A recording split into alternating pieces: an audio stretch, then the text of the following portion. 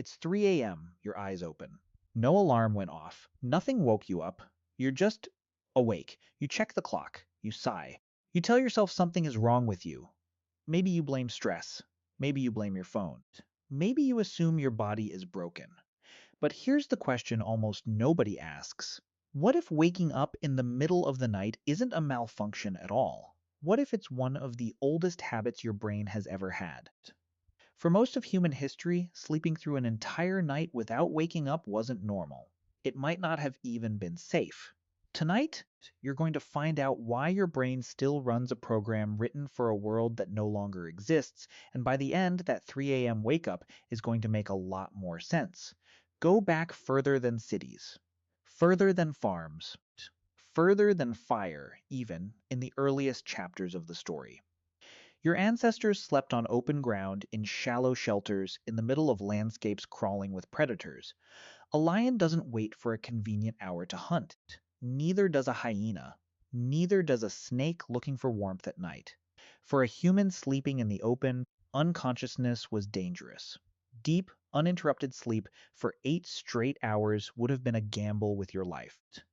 So evolution didn't build a brain that shuts down completely at night. It built something smarter, a brain that could rest and still listen. Anthropologists who study modern hunter-gatherer societies, groups like the Hadza in Tanzania, have found something fascinating. Sleep in these communities rarely looks like one long, unbroken block.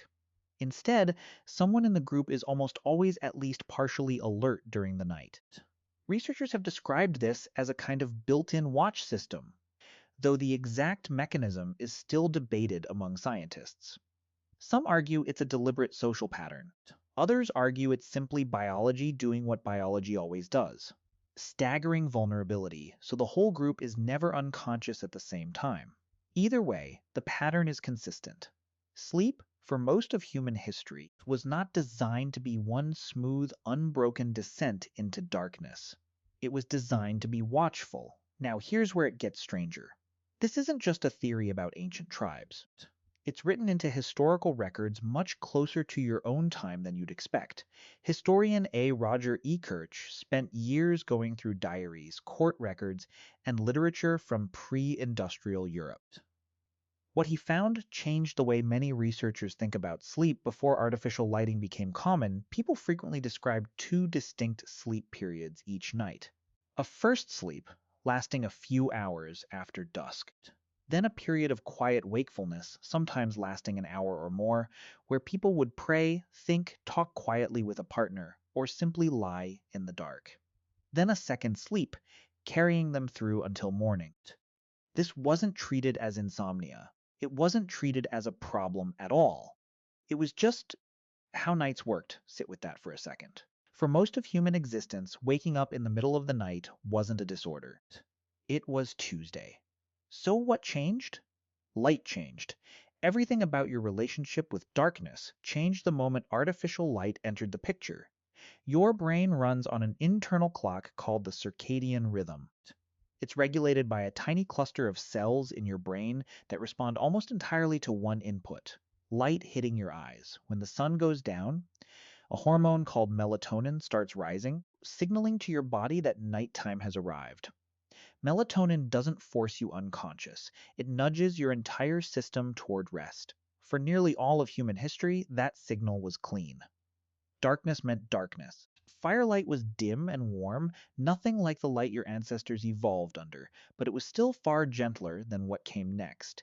Then came gaslighting. Then electric bulbs. Then screens that sit inches from your face, glowing with the same blue-heavy wavelengths as midday sky.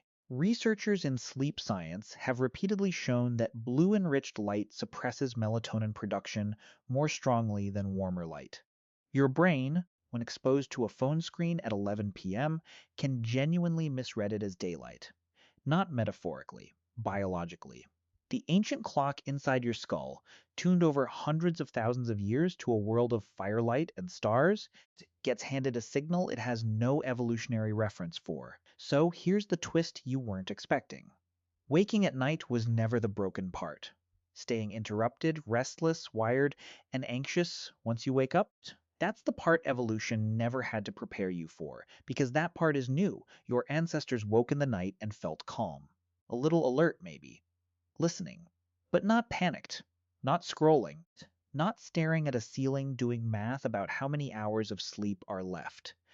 You wake up and your mind immediately floods with light-triggered alertness signals, stress hormones, and a nervous system convinced that something is wrong, because in the modern framework, waking at 3 a.m. isn't supposed to happen.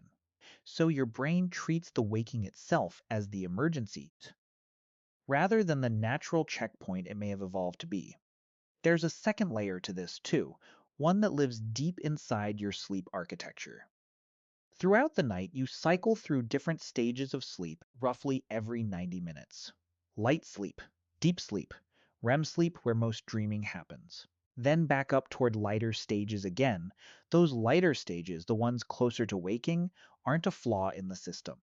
Some researchers propose they may be remnants of that same ancient vigilance mechanism, moments where the brain rises close enough to consciousness to briefly assess the environment before sliding back down.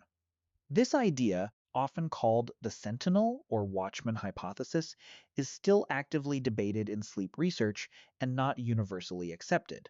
But the basic pattern, that human sleep naturally rises and falls in waves rather than staying flat, isn't debated at all. It's one of the most well-documented features of human sleep, which means the version of sleep you've been taught to expect, 8 uninterrupted hours, lights off, no movement until the alarm, might be less natural and more industrial. A tidy expectation created by factory schedules, electric light, and a culture obsessed with efficiency layered on top of a brain built for something far more fluid. Think about what that means for how you've been judging yourself. You wake at 2 a.m. and immediately assume failure. Your body assumes danger because your mind tells it there's a problem to solve, and problems raise cortisol, and cortisol keeps you awake far longer than the original waking ever would have on its own. Ancient humans didn't fight their nighttime awareness.